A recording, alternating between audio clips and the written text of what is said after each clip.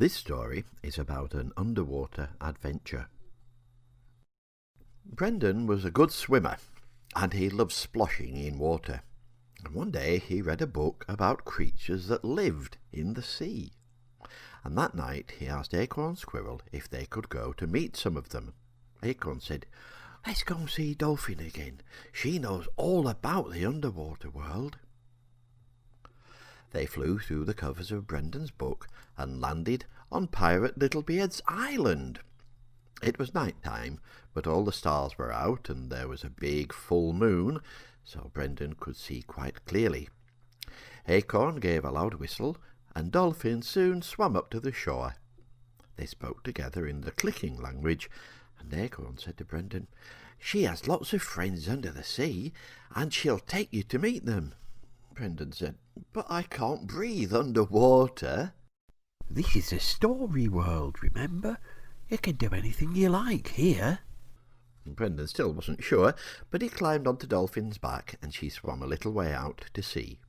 She waited for a big wave, then dived down into it, and Brendan discovered he could breathe and talk easily. "Where are we going?" he asked. Acorn said, "She's taking us to the coral reef. All her friends live near there." Dolphin took them to a place that looked like a rock garden, with lots of waving plants, all colours of the rainbow.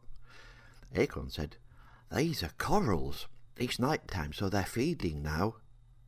Brendan said, "What are they eating? I can't see anything." "Well, that's because their bits of food are so tiny. They need lots of mouths to catch enough, and that's what those things like flowers are." Brendan looked closely. "Well, they are flowers, aren't they?" "No, they're a sort of tiny animal with plants growing on them. Plants called algae. These corals, and the sponges too, they keep the reef clean." Brendan said, "I have a sponge in my bath." "Oh, but that's a different kind. These sponges are a sort of animal too, and the coral reef couldn't work without them." Brendan looked around. "Where are the fish and the big creatures?" "Oh, the little fish are hiding. They don't know you yet, so they think you might be dangerous. All fish are scared of creatures bigger than they are. Stay still and quiet, then perhaps they'll come out to meet you." Brendan settled onto the sandy seabed and waited patiently. Soon a tiny clownfish peeped out, looking very pretty in its orange and white stripes. And then some brightly coloured angelfish swam out, and finally a little seahorse came to see them. Brendan said, "I know about horses, and that's not a real one, is it?" Acorn laughed. "No, of course not. Dolphin says it's a special kind of fish, but it does look like a horse, doesn't it?" Brendan saw something with 5 arms spread out on the seabed. "That's a star shape. Is it a starfish?" Acorn said, "Well, that's what we call it, but it's not really a fish at all." Brendan laughed. "So there are plants that are animals, and horses that are fish, and fish that aren't fish at all. It's very funny." "Only 'cause it's not what you're used to. This is a different world from the one you're growing up in. Your world would seem just as funny to these sea creatures. But if you want to see something more like your animals, look over there."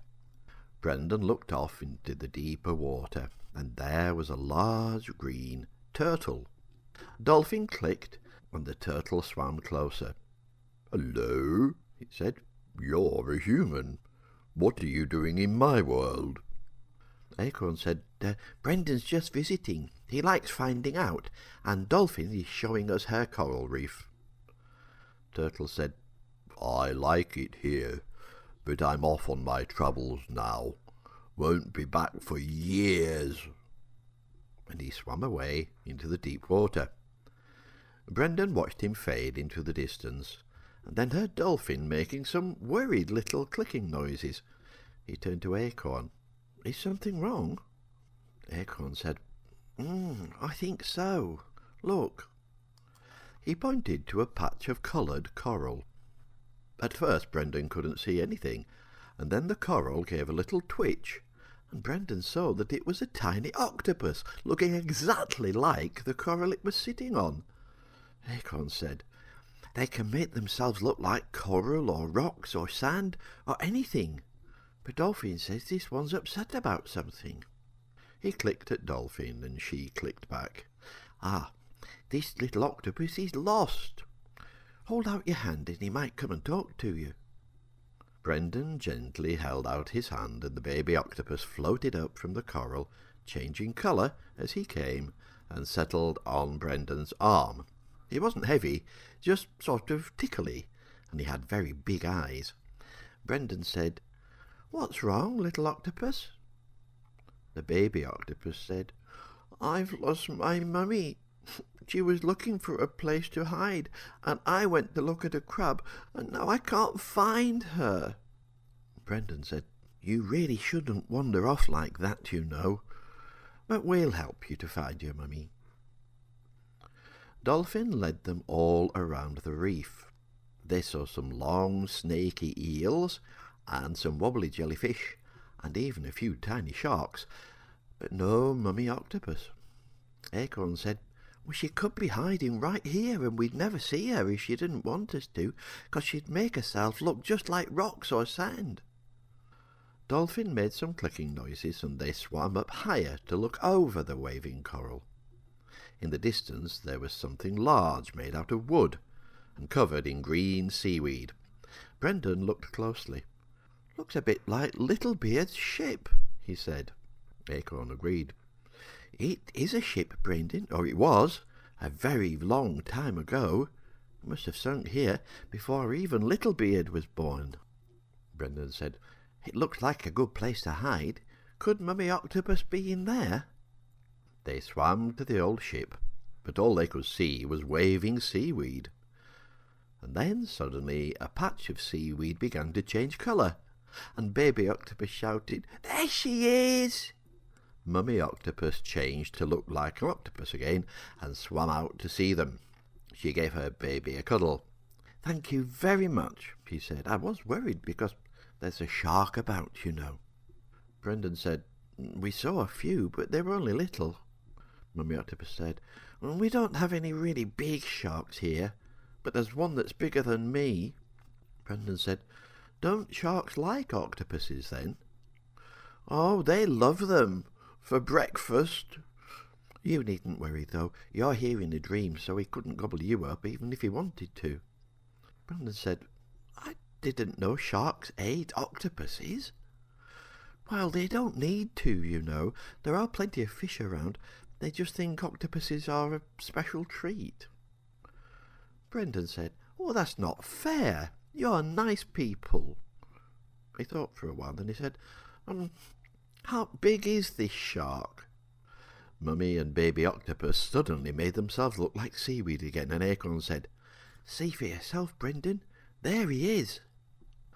The shark wasn't very big, not much bigger than Brendan when he was full size, and he looked rather handsome with white tips on the end of his fins. Brendan had seen his uncle swimming with sharks as big as that, so he wasn't scared. He whispered to Acorn, "Can we scare him away, do you think?" Acorn said, "Well, Dolphin could chase him, but he'd soon come back. He'd be very scared of you, though. If you frighten him away, he won't come back to this reef for a long time." Brendan said, "How can I do that? He's much bigger than me." Acorn chuckled. "Well, you needn't stay little, you know." Brendan nodded. "Oh, that's right. I can go back to being my own size, can't I?" And he began to grow. Soon he was bigger than Acorn, and then bigger than Mummy Octopus, and then, when he was back to his own size, he was nearly as big as the shark. But Acorn said, "Don't stop there, Brendan. You can be much bigger if you like." So Brendan carried on growing. Soon he was bigger than the shark, and then much bigger, and then so tall his head almost reached the top of the sea. He turned to the shark and waved his arms. "Go away, shark!" he shouted. "Go and eat fish. Don't bother my friends any more." The shark took one look at the giant Brendan and gave a little shudder and with a flick of his white-tipped tail, he swam away as fast as he could go. Acorn laughed. "He won't dare come back here for a long time." Mummy Octopus said, "That was brilliant, Brendan. You turned yourself into a sea monster. Wish I could do that." "Well, I'm glad it worked," Brendan said. "Well, I think it's time to go now." He shrank down to the right size for Acorn's back, and they waved goodbye to their new friends. Dolphin took them back to the island, and Acorn flew back out of the book into Brendan's bedroom. Brendan yawned. "I like Dolphin, and the octopuses too. Will we see them again sometime?" Acorn said, "Oh, I'm sure we will, but we'll have lots of other adventures first." And he was right.